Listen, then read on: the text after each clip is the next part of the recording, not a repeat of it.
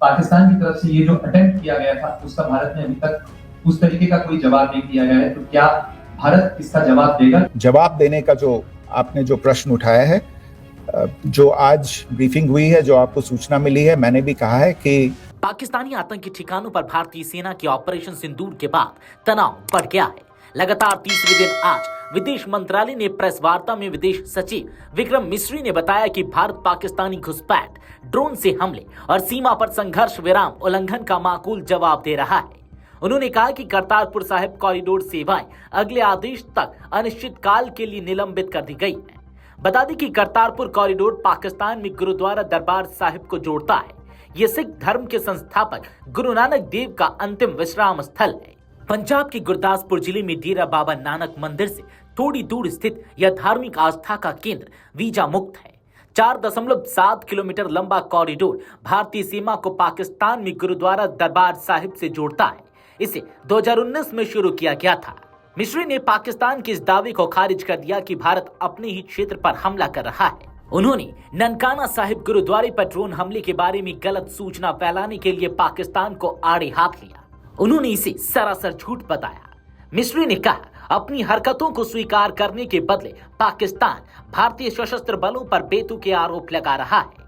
वे ऐसी हरकतों में पारंगत हैं जैसे कि उनका इतिहास दिखाता है।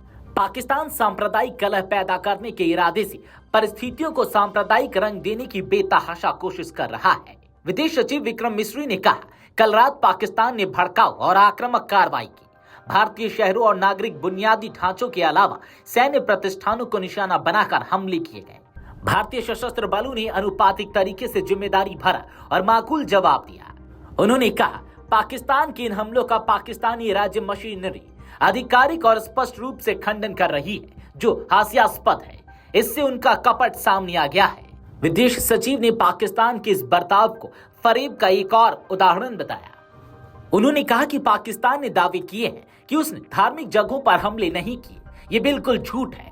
पाकिस्तान ने गुरुद्वारे पर हमले किए हैं। उन्होंने कहा, पाकिस्तानी पक्ष ने एक विशेष डिजाइन के साथ पूजा स्थलों को निशाना बनाया। यह पाकिस्तान के लिए भी एक नया निम्न स्तर है।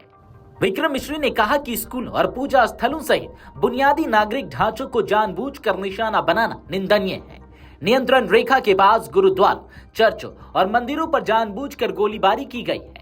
7 मई की सुबह एलओसी पर भारी गोलीबारी के दौरान पाकिस्तान की ओर से दागा गया एक गोला पुंछ में क्राइस्ट स्कूल के ठीक पीछे गिरा। गोले की चपेट में आने के कारण छात्रों की मौत हो गई, जबकि उनके माता पिता घायल हो गए।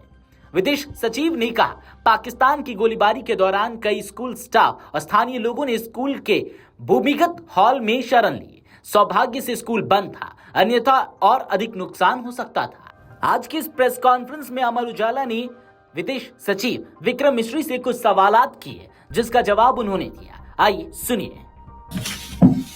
सर, प्रणय उपाध्याय, अमर उजाला से। सर, कल आपने इसी पोडियम से पाकिस्तान के आईएमएफ बेलआउट को लेकर और इंडस वाटर ट्रीटी को लेकर जो टिप्पणी की थी, उसकी पाकिस्तान में काफी तीखी प्रतिक्रिया भी आई और उसके बाद हमने देखा कि पाकिस्तान की तरफ से किस तरीके से लेह से लेकर भुज तक पूरी बॉर्डर के ऊपर जो इन्वेजन था वो किया गया।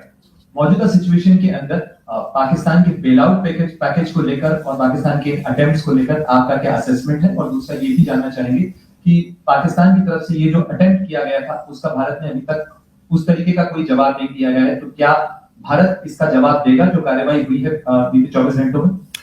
देखिए प्रणय, जहां तक इंडस वाटर्स ट्रीटी का सवाल है, मैंने कल विस्तार से उसके बारे में इसकी चर्चा की है।